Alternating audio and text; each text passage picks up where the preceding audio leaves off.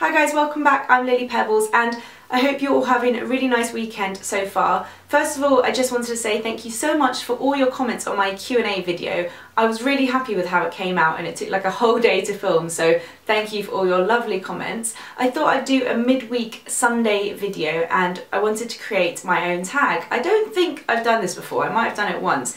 But hopefully there isn't a tag like this already, I'm not 100% sure. I'm calling it the beauty scenario tag and I'm going to tag some of my favourite YouTubers at the end, so keep watching to see if I tag you. There's 8 questions, so I'm going to get started. Scenario 1. You have to get rid of all your foundations but you're only allowed to keep one high-end one and one drugstore. Which ones do you keep?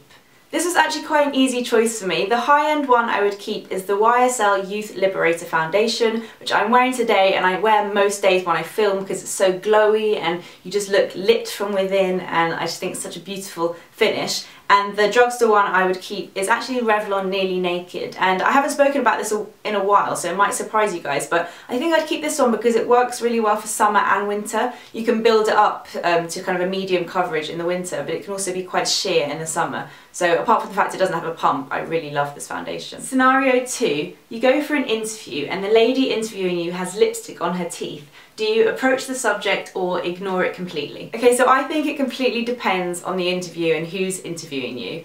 If it's quite a formal interview and the lady doesn't seem like she has any kind of sense of humour, then just ignore it, you just don't mention it. But I think if you're interviewing somewhere that may be like beauty related and she seems quite friendly and chilled out, then you can kind of make a joke about it and tell her, and I think that way maybe she'd just remember you better than anyone else and you might end up getting the job. Scenario 3. You're not quite feeling yourself and you need a pick-me-up. Which lipstick do you wear to make yourself feel beautiful?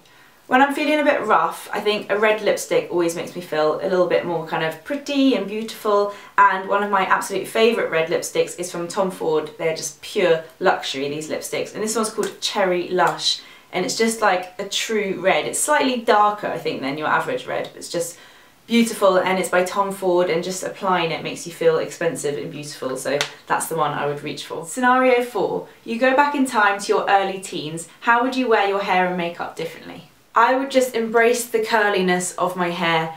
I either tied my hair up really tight to kind of get it away from my face and feel like it didn't even exist, or I would put so much mousse and gel on it so it would look and feel wet, because when my hair was dry I felt like it was frizzy, but it wasn't really frizzy, it was just curly. It was a little bit frizzy, but it was mainly curly. So I think I would just embrace the curliness and try and find some products that work. And makeup wise, I didn't wear much makeup when I was a teenager, but when I did, there was no balance. I either wore like a blue eyeliner and nothing else on my face, no concealer or anything, or like, I don't know, foundation and nothing else. I never kind of got the balance right, so I'd try and balance it out a bit more and chill out with the green eyeliner. Scenario 5. You ask your hairdresser for a shoulder-length Pixie Lott style haircut, but they mishear you and give you a pixie cut instead. Do you A. smile, say thanks, leave, phone your mum hysterical, B. cry in the chair and things get really awkward, or C. complain to the manager and demand a refund?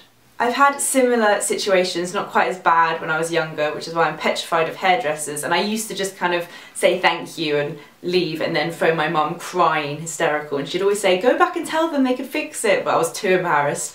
So when I was younger I probably would have done that, but I think now I'd kind of say something. I wouldn't kind of complain and get all angry, but I'd say like this isn't what I asked for and just let them know so they're aware of their mistake. So I'd say C this time. Scenario 6. Your friend surprises you with a 4-day trip to New York. Which do-it-all palette do you pack in your makeup bag? I put this question in case one of my friends sees this video and decides to surprise me with a trip to New York, although I very much doubt that's going to happen, but if it did, I would grab my Urban Decay Naked palette. I know it's a bit of a boring choice, but this is just my favourite eyeshadow palette. It has everything because it's got like the daytime shades, and then you can also build it up to be more smoky in the evenings, and I normally take this away with me, and sometimes I take like a quad from my MAC eyeshadows because there's a few shades it doesn't have, but this pretty much has everything you need in one. Scenario 7. Your house has been robbed. Don't worry, everyone's safe. But what's the first thing on your makeup stash that you think, oh, I really hope they didn't take that? So I'm sure your beauty stash is the last thing you are thinking of if your house is robbed, but just for the fun of this video, I think the things that I would miss the most for my stash are the bits that are harder to get, the stuff that I had to go to America to find because they're kind of hard to replace. So that would be my Tarte Amazonian Clay blushes, which are just beautiful. I have 3, they're so good, and you can only get them in America. Well, you can't get them in the UK. And another thing I got in America that I really like are my Josie Moran Coconut Watercolour Cheek Gilets. I have these in 2 colours and they're nice in the summer. They're like a gel kind of cream blusher, and these were also really hard to find. So those are the things, because I think everything else I could just go out and buy if I really missed it. Scenario 8. Your friend borrows a makeup item and returns it in awful condition. Do you A, just pretend you haven't noticed, B, say something and ask her to repurchase it, or C, do the same thing to hers?